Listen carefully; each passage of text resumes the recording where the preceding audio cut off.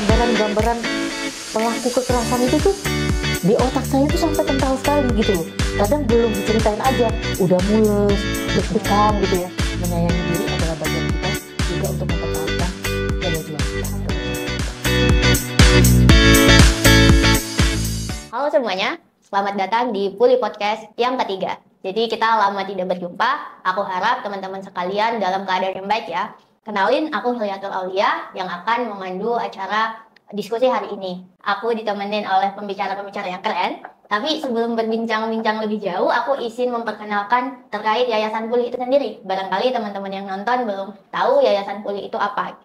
Nah, jadi Yayasan Puli itu adalah sebuah lembaga swadaya masyarakat non-profit yang bergerak di bidang penguatan psikososial. Jadi fokus utamanya adalah pada proses pencegahan, penanganan, dan pemulihan trauma psikologis yang menggunakan pendekatan dan sensitivitas terhadap persoalan-persoalan gender. Nah, sebenarnya tema hari ini yang kita bahas adalah pentingkah pekerja kemanusiaan untuk memperhatikan dan merawat kesehatan mental. Karena seperti yang kita tahu ya, kalau pekerja kemanusiaan itu umumnya banyak melibatkan rasa kepedulian gitu. Nah, rasa kepedulian itu ketika tidak diolah dengan baik itu dapat berakibat negatif. Sehingga di sanalah letak pentingnya untuk teman-teman yang terlibat dalam kerja-kerja kemanusiaan untuk kemudian memperhatikan kesehatan mentalnya. Nah, di sini ada Mbak Mika Ferawati Taka dari Koalisi Perempuan Indonesia untuk Keadilan dan Demokrasi, dan ada Mbak Ika Amalia Kusumawardani, psikolog klinis di Yayasan Puli. Nah, jadi mungkin langsung aja untuk mulai diskusinya. Aku akan pertama-tama bertanya ke Mbak Mika.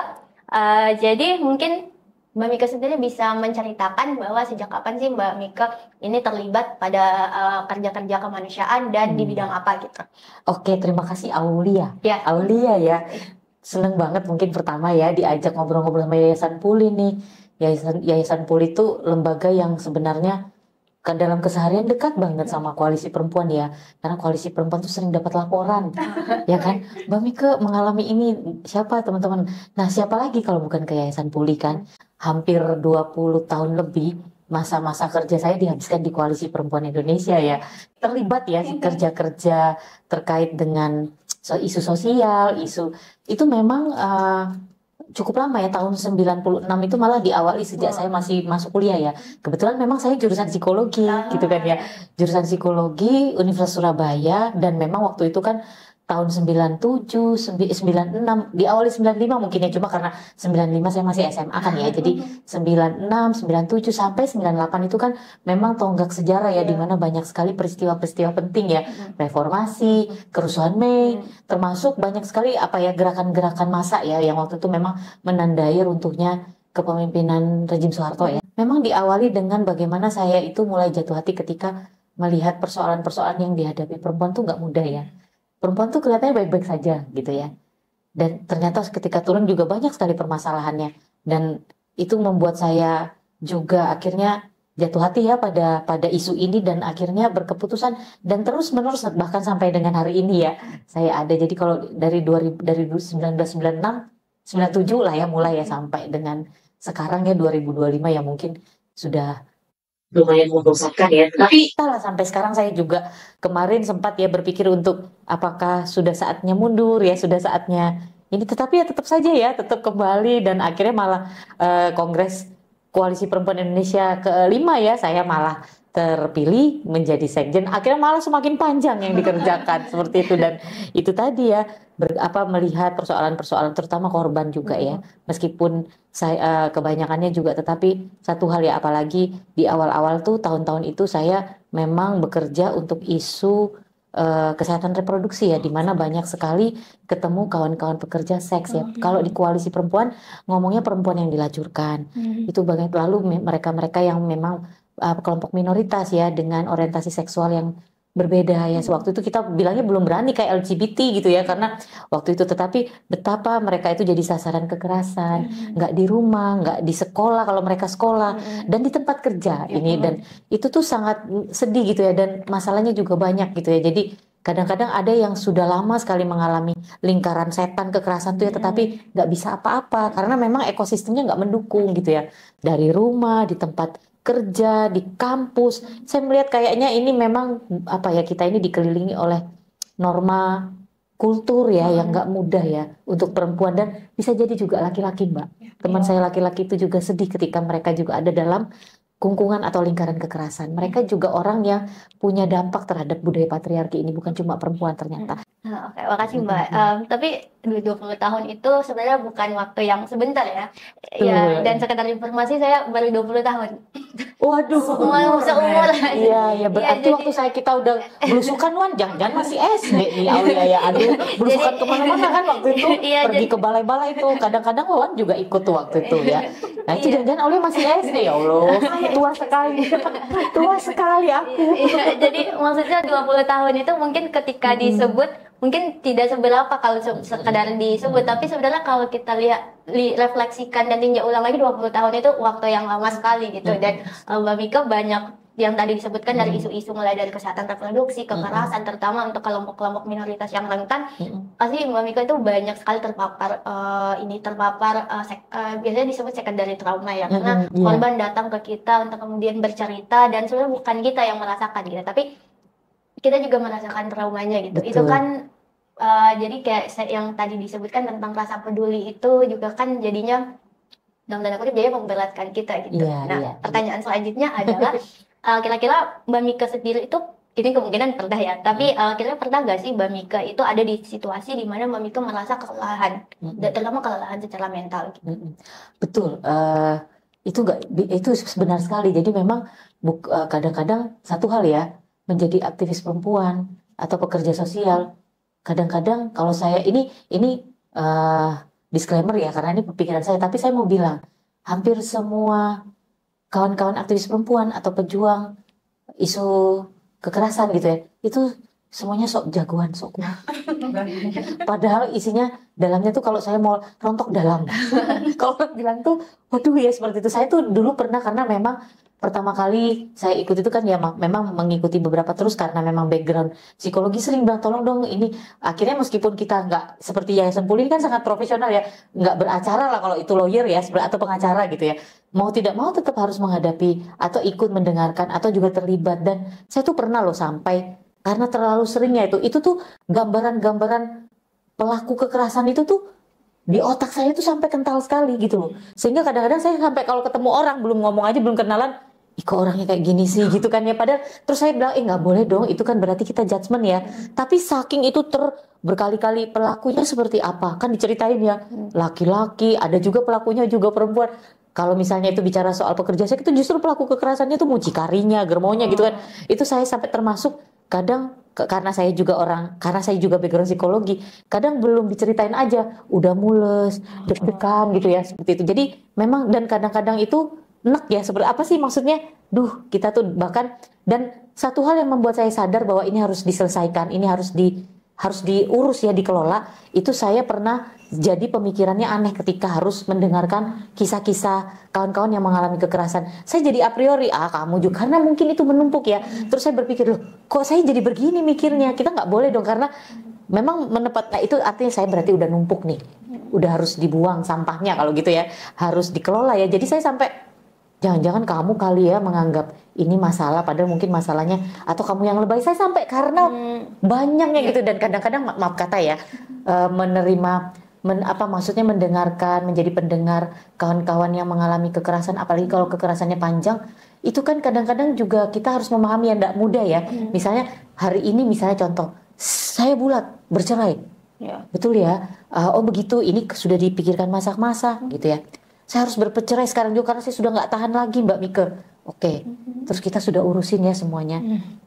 Terus mungkin itu yang mungkin bilang fase bulan madu ya. Ini nggak bisa disalahkan karena memang banyak. Dan saya itu sangat disalahin, kata kamu yang menyebabkan saya bercerai dengan suami saya. Padahal saya sangat masih mencintainya. Saya kan jadi bengong ya. Loh, kok jadi salah gitu kan ya.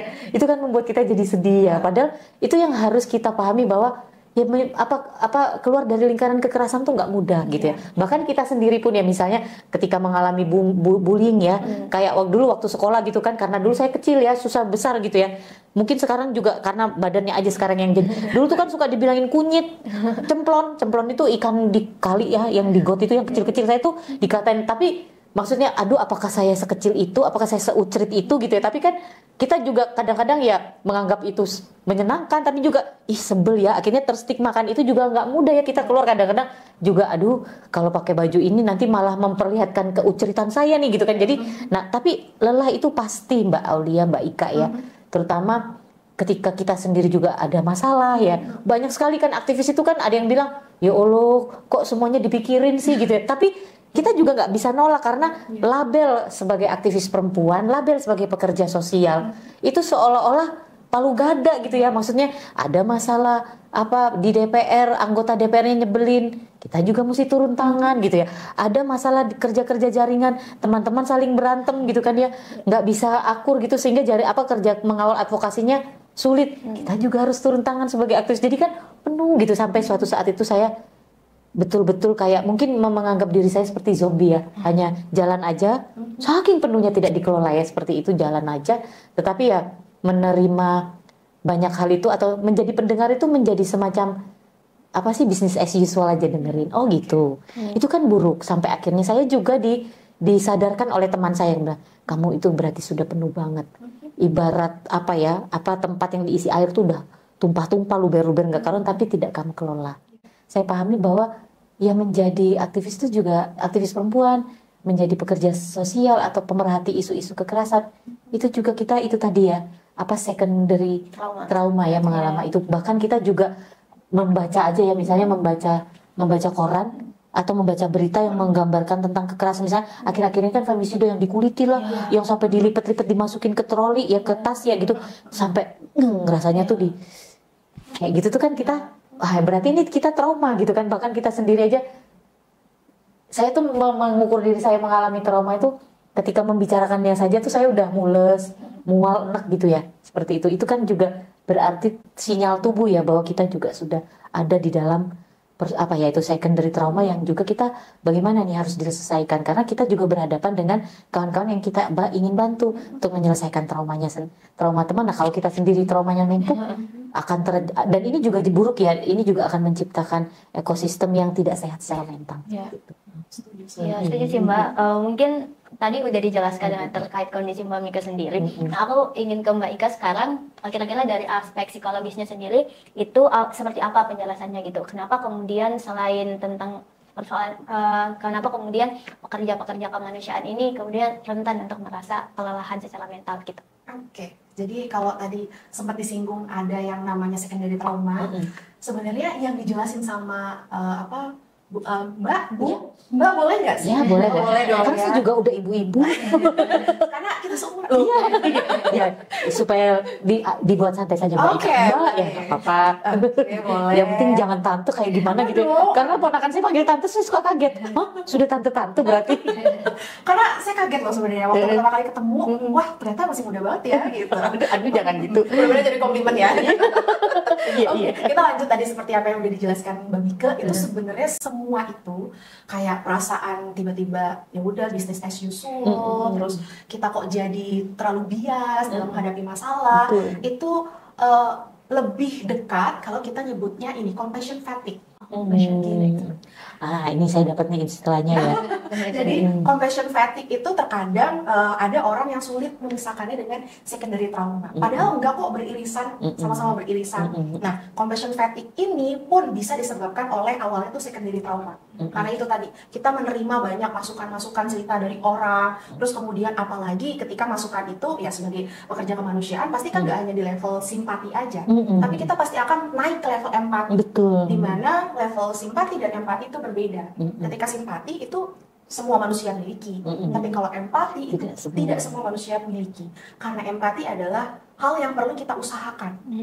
Jadi bukan hanya kita merasakan perasaan orang lain, tapi kita peduli, kita mau terlibat lebih jauh, dan itu pasti melelahkan, karena butuh usaha itu tadi.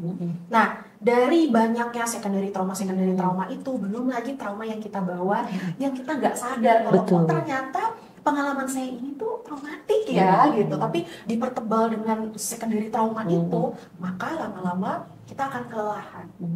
Gitu. Nah, kalau saya ilustrasikan, ini disclaimer balik lagi ya, saya yang mengilustrasikan ya. Jadi kalau kita ibaratkan simpati itu adalah termometer, semua termometer itu kan ada air rasanya. Betul, Gitu. betul. Nggak ada termometer yang nggak ada air rasanya. Kosong. Emang ukur apa? Ada air rasanya kan? Nah, itu kita ibaratkan sebagai semua orang itu punya potensi simpati. Nah, ketika suhu itu naik, gitu kan, berarti ada usaha dari air rasa itu untuk naik.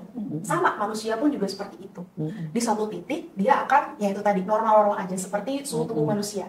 38, 37, gitu. Nah, di tahap itu, empati itu berfungsi secara optimal.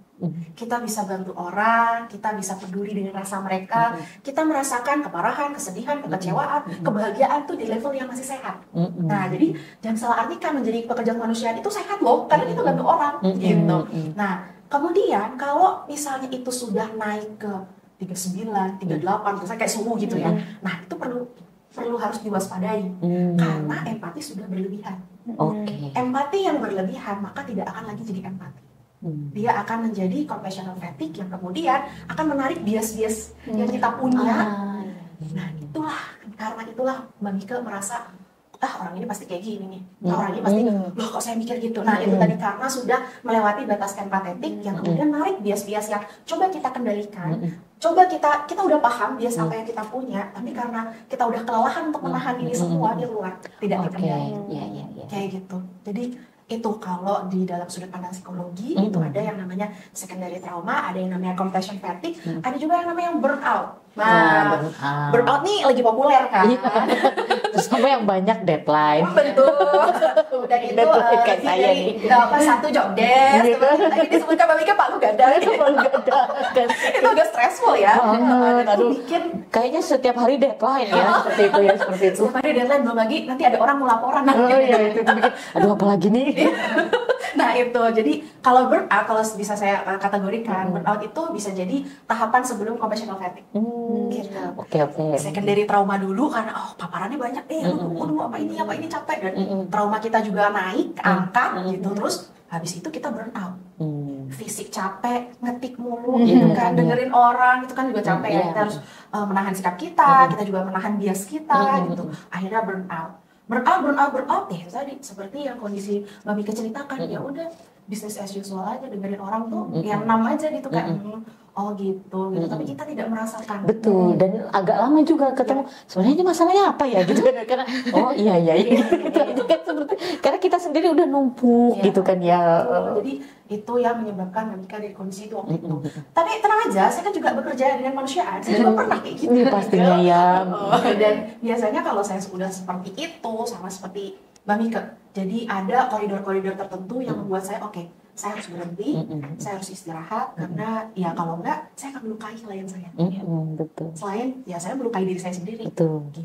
Tadi sebenarnya udah dibahas dikit-dikit gitu apa yang terkait pertanyaan ini gitu. Misalnya ketika sedang merasa kelelahan gitu, terutama ketika kelelahan secara mental, kira-kira Mbak Mika itu hal yang dilakukan apa gitu. Tadi sebenarnya udah sempat dijelasin gitu, tapi mungkin iya, tapi mungkin secara spesifiknya gimana tuh? Iya, kelelahan secara mental ya. Ya ini mungkin apa ya?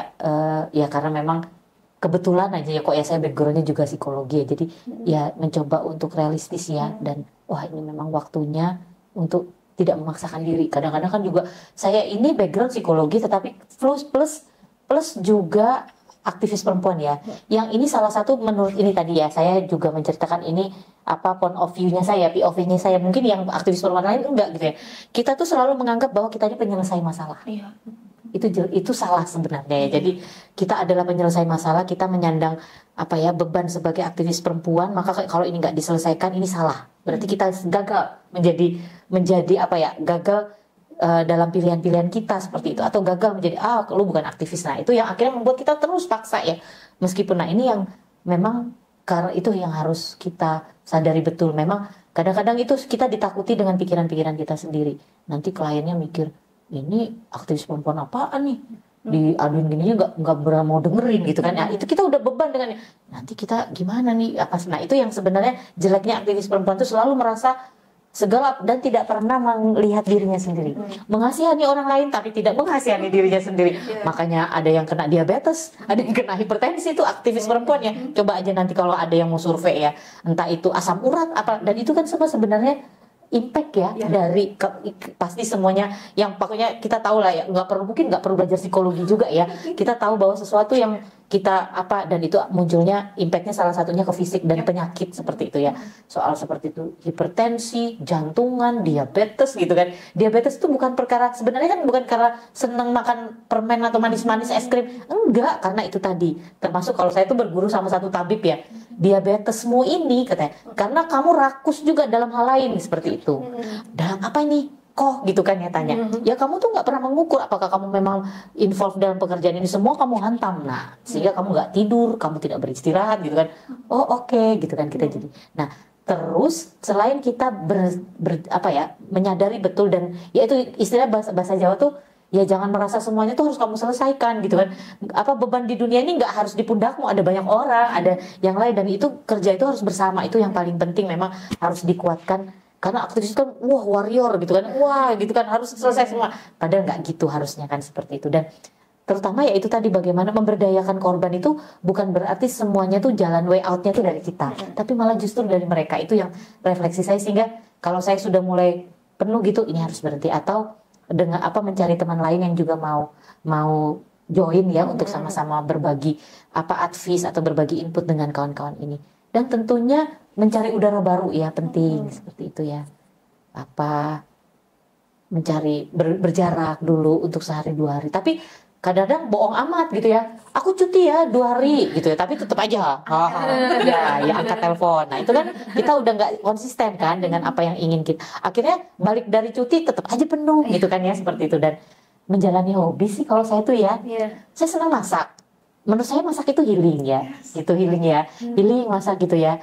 Terus nonton drakor, kalau saya tuh ya semua film lah ya, tapi ya tentu saja filmnya nggak kayak zombie gitu ya, yang kita juga jantungan kalau, waduh ini, apalagi kan sebenarnya film-film horor tuh bukan setannya atau hantunya yang bikin kita takut, kaget kan, sebenarnya itu juga membuat kita akhirnya nggak nyaman kan. Tapi ya maksudnya menonton film-film yang menyenangkan, atau kalau saya itu karena hobi saya masak ya, mungkin yang lainnya ada yang beda-beda, sama ya mancing gitu ya, atau ya betul-betul silensium ya, kalau beberapa orang atau yang mungkin menggunakan konsep-konsep healing secara timur gitu ya, itu silensium ya, bertenang segitu. Maksudnya kadang saya juga pingin me time yang lebih banyak, bilanglah sama suami sama anak, Dek, mama pingin ini ya, nggak apa-apa ya kamu berdua ya sama papa, mama ini ya, mama memang harus sudah seperti itu. Dukungan itu juga perlu. Dan terus kembali ya, bahwa sebenarnya ya kita ini juga penuh keterbatasan, itu harus menjadi pegangan juga buat kita. Selama kita tidak merasa seperti itu,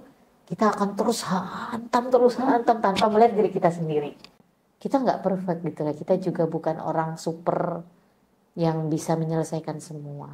Itu yang harus kita sadari. Kadang-kadang kan ego kita sebagai aktivis perempuan, sebagai istilahnya penolong kawan-kawan korban gitu ya, membuat kita harus diselesaikan nih. Bahkan satu hal yang jelek ya, kalau sudah merasa kuat gitu ya, tidak ingin berbagi, padahal itu juga buruk seperti itu. Nah itu yang sebenarnya beberapa hal yang menjadi refleksi saya ya, ketika menghadapi kejenuhan, beban mental yang berlebih gitu ya. Dan juga kadang-kadang gini ya, satu hal yang juga bikin mental kita tambah down itu karena nilai-nilai yang baik gitu ya.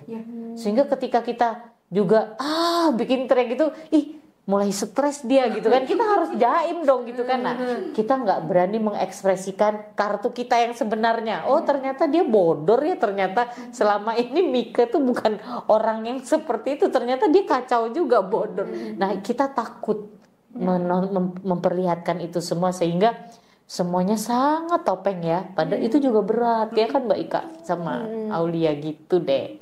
Sementara itu yang aku share ke Mbak Ika dan dia.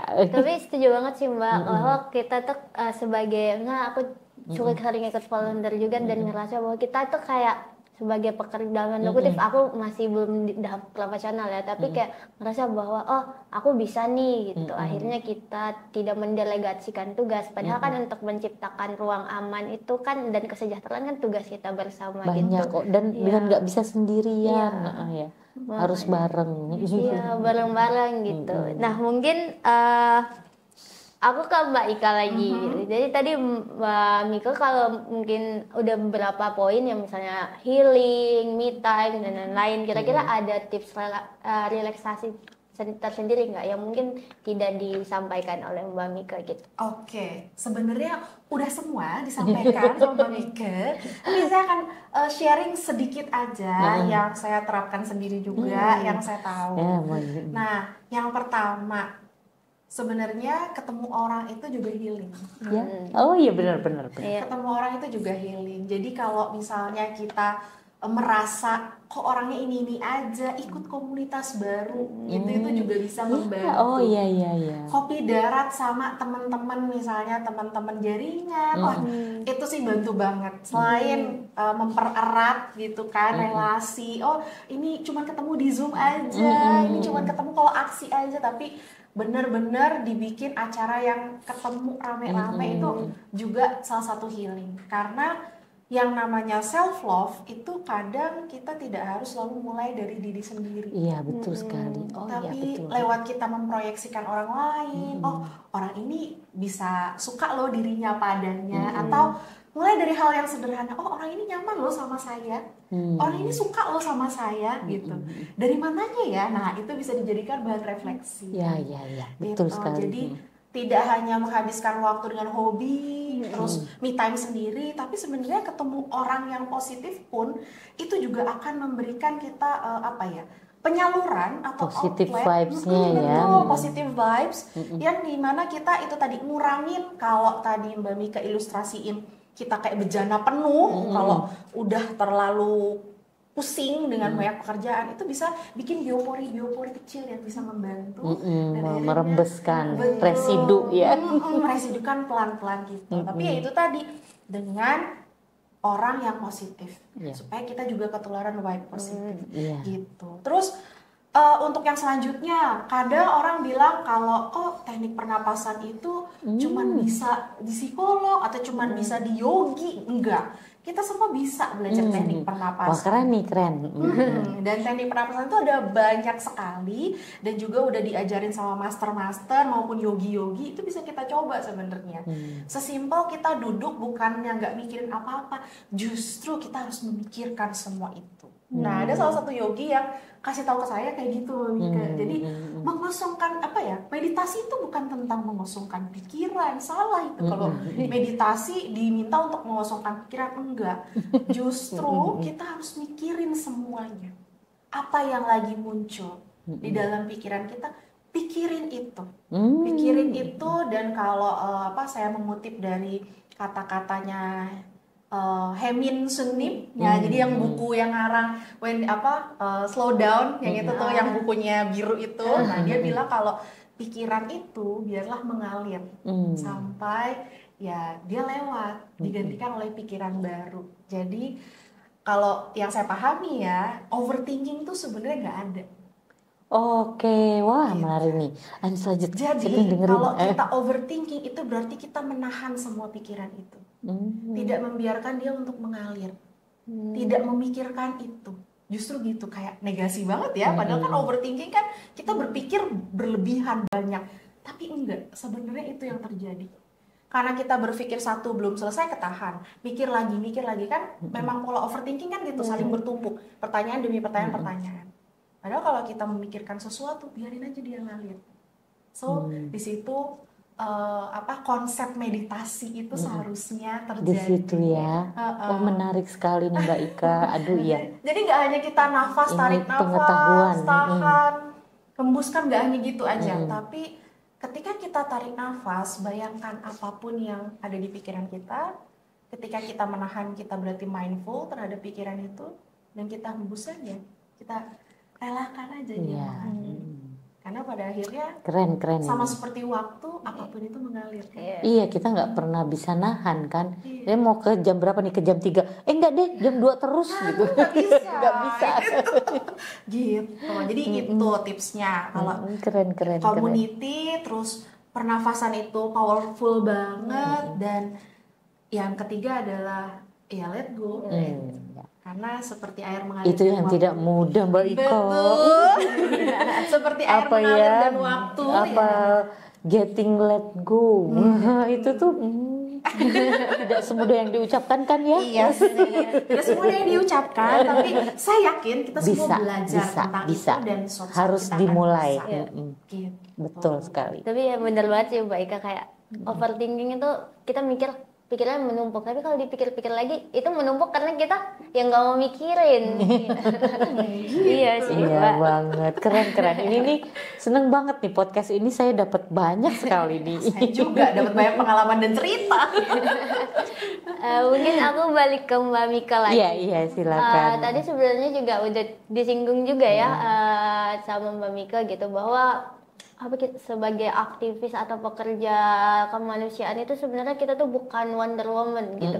Dan apalagi sebagai aktivis dan perempuan itu kan dua layer, yang aktivis aja jadi aktivis aja udah rentan, terus aktivis perempuan itu kayak itu kerentanannya jadi layer lebih gitu. Keren banget sih emang. Iya.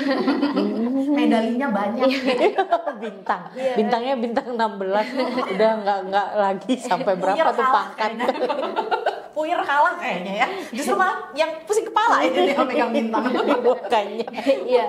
Tapi ya gitu sih Mbak. Tapi bagaimana kemudian yang tadi disebut kita bukan superwoman gitu yang bisa melakukan segala hal, mengatasi padahal kita juga punya sisi-sisi kerentanannya, kita punya sisi-sisi yang tidak dilihat oleh orang lain gitu, yang kayak akhirnya kita pakai topeng gitu karena orang-orang punya stigma dan ekspektasinya sendiri kepada kita gitu. Nah, mungkin pertanyaannya lebih ke sebagai seorang aktivis perempuan, kira-kira bentuk support apa yang Mbak Mika butuhkan gitu. Jadi atau harapkan baik secara pribadi maupun secara mungkin dalam ranah pegiat sosial gitu.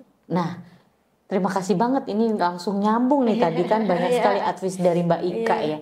Aktivis perempuan itu tuh kalau orang bilang sehari itu 24 jam, enggak buat aktivis perempuan. Mungkin 37 gitu ya. Saking mereka itu ya bilangnya aku capek gitu ya. Aku capek, aku udah pingin ini, tapi enggak bisa karena itu tadi seperti yang tadi Aulia bilang, perempuan itu kan satu ya, manusia perempuan ya. Kalau dia dengan apalagi kalau dia punya beban-beban atau punya peran-peran. Nah, aktivis perempuan ini misal ya mungkin berbeda, banyak orang ya juga aktivis perempuan, dan saya juga sebenarnya agak ambigu ketika ada sebuah makna tertentu dengan aktivis perempuan. Menurut saya aktivis itu kan bukan kayak seperti Mika ya yang dia adalah orang koalisi perempuan yang kerjanya adalah memperjuangkan hak perempuan. Itu kan stigma ya. Jadi saya ternyata harus, padahal menurut saya aktivis perempuan itu siapapun perempuan yang dia konsisten melakukan hal-hal yang dia anggap baik, kan nggak harus jadi justice warrior gitu ya seperti itu. Tapi misalnya ketika dia rutin ya, bagaimana dia melihat bahwa ini sungai ini sudah sangat kotor gitu ya. Nah tapi dia konsisten bagaimana caranya, kan itu berbeda kan. Tapi orang sudah langsung menganggap bahwa yang namanya aktivis perempuan itu gini ikut aksi demo, pokoknya segala macam itulah, itu profil-profil itu ditempel gitu. Belum lagi nanti dia juga punya peran lain sebagai ini sangat dimensinya sangat interseksional lah ya. Saya juga nggak mau maksudnya mengarahkan sudahlah aktivis ibu rumah tangga enggak, semua aktivis perempuan baik pun laki-laki itu dia punya dimensi yang juga banyak layernya gitu ya. Misal contoh aktivis laki-laki, dia ya tentu saja aktivis laki-laki lajang maksudnya. Tapi dia anak pertama di keluarga. Tentu dia jadi breadwinner juga. Nah ini yang saya bilang dimensi yang membuat orang itu perlu dibantu. Terutama ini saya mulai kembali lagi ke yang namanya aktivis yang sudah terlanjur dengan stigma atau image tertentu. Jadi ada dua nih, stigma kan yang kecenderungannya negatif. Kalau citra yang positif ya. Jadi mereka itu sampai nggak paham tadi. Misalnya selemah-lemahnya Iman ketika sudah 2-3 jam di depan laptop, kayaknya kita butuh merenggangkan, rebahan. Atau itu tadi, membantu mengurai pikiran dengan cara berpikir tadi ya, meditasi. Tanya deh teman-teman. Mereka tahu itu penting tapi tidak dilakukan. Nah itu yang sebenarnya challengingnya nih Mbak Ika. Gimana ya? kalau ini memang menjadi sebuah kebutuhan karena saya merasakan sendiri ya. Kadang-kadang aja kalau apalagi deadline ya, bisa dari bangun tidur sampai sore sampai lupa makan, lupa mandi seperti itu kan. Saking seperti ini hal-hal yang mungkin perlu terus disuarakan. Hey, perempuan aktivis atau hey siapapun itu, kamu tetap perlu menjaga dirimu loh. Seminim-minimnya apa. Nah ini kayaknya penting nih, terutama Yayasan Pulih ya. Kayak tadi tuh latihan pernapasan tuh penting. Itu penting banget ya, karena ada orang yang nggak peduli, bahkan mungkin dia bernafas dia nggak care bahwa saya masih bernafas sekarang ya nggak. Karena sih itu yang dipikirin tuh pokoknya DPR ini harus gini semua harus gini, sampai dia lupa bahwa dia sebenarnya sedang bernafas gitu ya. Dan nafasnya harus diatur dulu, tarik nafas, lupa seperti itu. Dan tentu saja mengingatkan untuk self love tadi itu penting loh. Nggak usah sih, saya nggak mau ngomong yang lain, saya sendiri saya suka lupa diri gitu ya. Dan itu yang akhirnya membawa kita jauh lebih rentan itu tadi punya tekanan mental, beban mental. Nah saya pikir ini yang penting karena hari ini. Dan kalau sebenarnya kan ini juga sudah dimulai dengan misalnya well-being di tempat kerja gitu ya. Nah aktivis juga harus begitu, jangan cuma ngomong doang gitu ya maksudnya. Termasuk saya nih yang lagi ngomong. Terus kayak gitu, jadi itu penting diajak. Jadi mungkin saya berpikir selemah-lemahnya gini, Ika gitu ya. Ayo dong, mungkin yang woro-woro bisa dari ayo kita istilahnya yoga sederhana bareng.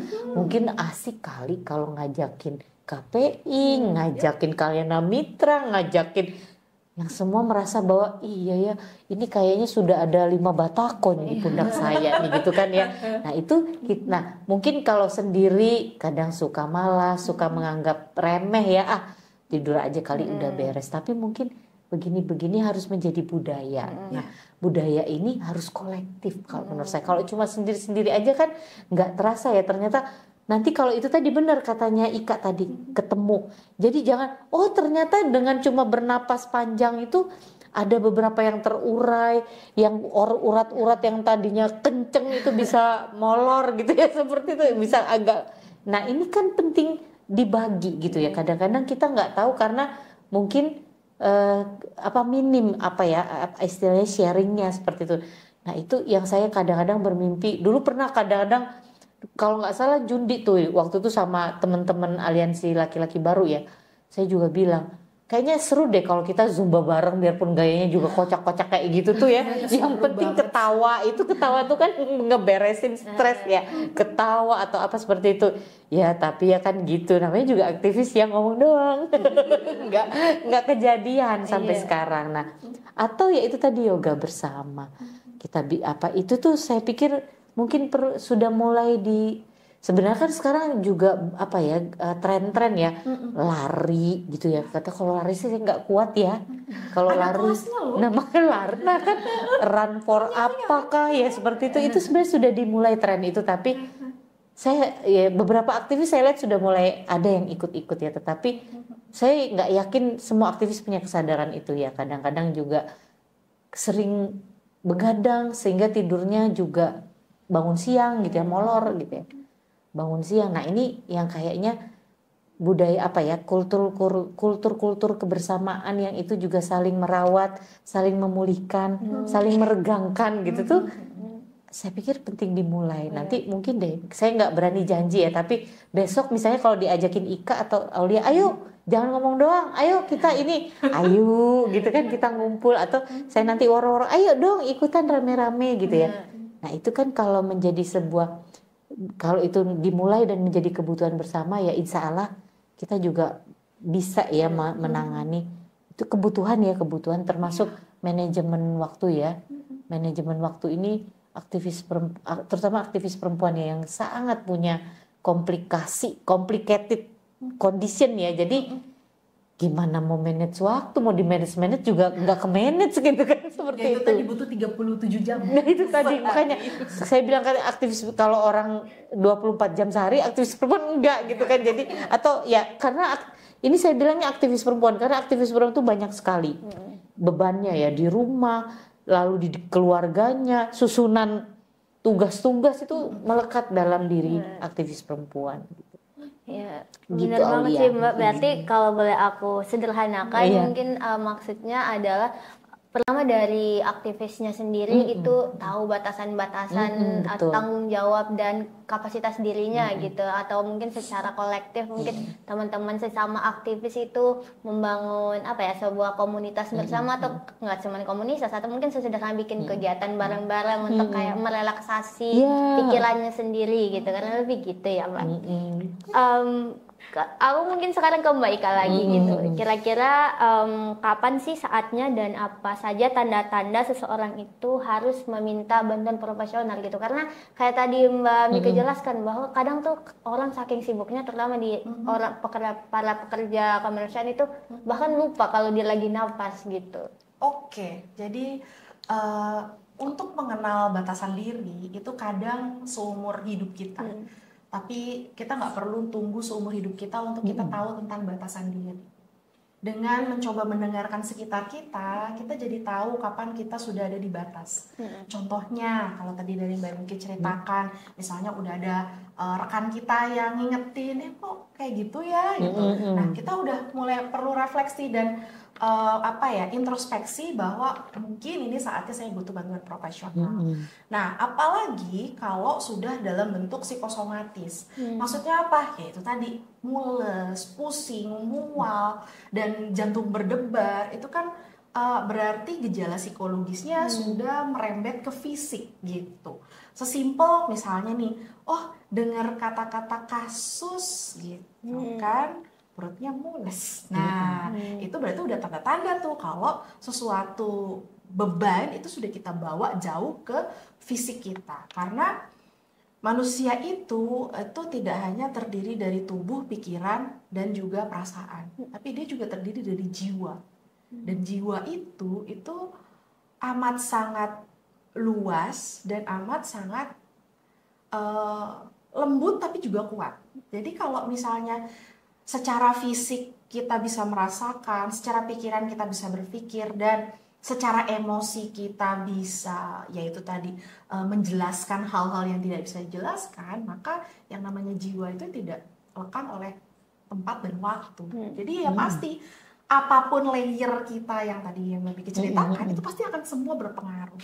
So, yang pertama itu dari support system kita, coba kita refleksikan apakah benar kita tuh begini begitu, kita coba untuk take step back, gitu, melihat bahwa ternyata udah mulai banyak bias nih yang keluar. Dan yang kedua yaitu ketika kita itu sudah bisa mendengarkan si batasan-batasan, yang maksud bukan batasan sih, mungkin sudut pandang orang lain, maka saatnya kita memikirkan dari sudut pandang kita. Baru saat itulah kita mulai memutuskan apakah kita butuh profesional atau enggak. Karena ke profesional sendiri itu kita sama-sama tahu ya, mungkin juga tahu, itu nggak hanya ketika kita punya masalah gitu, tapi ketika kita mau mengurai semua itu ya, kayak misalnya sama aja kayak medical check up 6 bulan sekali kan ya misalnya, tapi kenyataannya orang kalau disuruh aja medical check up gitu kan. Dan kalau mau daftar kan ya baru kita medical check up, ngecek. Mau daftar ini daftar itu kan. Iya. Sebenarnya pun psychological check up itu untuk itu.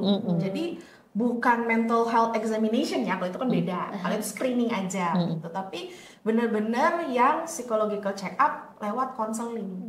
Karena hanya itu yang bisa profesional tahu bagaimana kondisi seseorang itu lewat counseling. Bukan lewat ya paper and pencil gitu sih. Oke, makasih Mbak Mika sama Mbak Ika. Sebenarnya pertanyaan dari aku itu aja. Mungkin Mbak Mika ada closing statement untuk diskusi kita hari ini gitu. Iya, saya boleh mau jujur ya bahwa ini podcast yang paling asik menurut saya, karena yang ditanyain beda ya. Karena dari podcast saya sebelumnya itu bicara yang serius-serius ya, soal TNI, ya soal Polri gitu ya. Terus bagaimana soal transisi energi, aduh berat gitu ya. Tapi ini agak saya jadi juga ikut mengurai diri ya, karena ini bicara tentang hal-hal yang tentang diri kita sendiri, dan betul ini bahwa aktivis perempuan atau siapapun itu ya, aktivis laki-laki juga boleh ya. Maka ya penting juga, maksudnya penting untuk ini tadi ya, balancing ya, seperti itu tuh menjadi hal yang juga perlu kita lakukan di balik kesibukan atau bertumpuknya masalah, atau kita sampai bilang ini kenapa, kadang-kadang kan di beberapa ini aja lah media sosial tuh sampai ada yang bilang tahun ini kenapa ya, tahun ini kok kayaknya acak adut banget gitu ya. Tapi ya oke, memang kita menghadapi kondisi yang nggak mudah dan semakin kompleks ya. Yang namanya kerjaan itu nggak akan pernah habis ya. Betul. Ya toh hari ini selesai, besok ada lagi seperti itu kan. Deadline juga nggak mingguan lagi, bisa jadi harian seperti itu kan. Jadi menyayangi diri sendiri itu penting ya, bukan berarti egois ya. Bahwa hidup ini, apalagi ketika hidup kita seolah-olah, apalagi kalau aktivis perempuan, wah hidup saya untuk negara. No, jangan seperti itu. Hidup kita juga hidup untuk orang-orang yang kita kasih di samping kanan kiri kita, yang punya mama, yang mungkin seperti saya yang sama-sama ibu punya anak yang juga harus ditemenin, ya punya suami atau pasangan hidup atau pacar atau yang lain, atau teman-teman, atau mungkin selemah-lemahnya kanan kiri kita yang juga itu adalah bagian dari ekosistem yang membuat kita tumbuh dan kuat sampai detik ini. Jadi nonsen lah, negara itu too much ya, terlalu besar, too big, to thinking, to solving gitu ya. Jadi itu ya, jadi menyayangi diri adalah bagian kita juga untuk mempertahankan daya juang kita, keberdayaan kita. Mungkin itu aja. Ya. Mungkin ke Mbak Ika closing statementnya gimana, Mbak? Menyambung dari Mbak Mika, gitu. Menyayangi diri sendiri itu bukan egois. Kita hidup untuk meninggalkan warisan. Dan warisan kita itu bukan harta, bukan nama, tapi sesuatu yang ya itu tadi kita jalani, walaupun itu terkadang tidak terasa menyenangkan. Tapi hal yang kita jalani itu, kalau kita bisa puas, orang lain bisa mengambil sesuatu dari sana, itulah warisan yang kita tinggal. Iya, keren banget ya. Makasih Mbak Mika dan Mbak Ika. Mungkin aku izin simpulkan diskusi sebelum mengakhiri. Jadi aku izin simpulkan diskusi kita hari ini gitu, bahwa pekerja kemanusiaan itu dengan berbagai beban dan tekanannya sama seperti pekerjaan lainnya sebenarnya ya, punya orang-orang yang bekerja di ranah atau bidang tersebut itu memiliki persoalan dan tantangannya masing-masing gitu. Tapi sayangnya ekspektasi dan stigma-stigma bahwa label-label yang kayak pekerja kemanusiaan ini harusnya kayak gini gitu, kita dituntut untuk too good to be true istilahnya. Jadi kayak harus ini harus itu, padahal ya kita kan manusia biasa gitu, kita punya kekurangan dan tantangannya masing-masing gitu. Makanya tadi dari diskusi kita sebenarnya kalau bisa disederhanakan ya, sebagai pekerja kemanusiaan kita harus tahu kapasitas dan batasan diri kita untuk berjuang gitu, bahwa menyayangi diri sendiri itu adalah salah satu langkah dalam kita berjuang dan memberikan warisan untuk orang-orang di sekitar kita, atau bahkan keluarga kita sendiri gitu. Jadi mungkin teman-teman yang nonton, ada terutama teman-teman yang pekerja sosial gitu, itu jangan ragu untuk kemudian cari bantuan profesional gitu, karena bagaimanapun sebagai pekerja kemanusiaan atau biasanya mungkin disebut sebagai social justice leader gitu, itu menganggap bahwa oh ini tanggung jawab saya gitu, saya harus melakukan ini sendiri, ini saya bisa melakukan semuanya gitu, padahal kan nggak juga gitu. Jadi ya itu teman-teman, diskusi kita hari ini bahwa kita harus tahu kapasitas diri kita dan menyayangi diri kita sendiri gitu.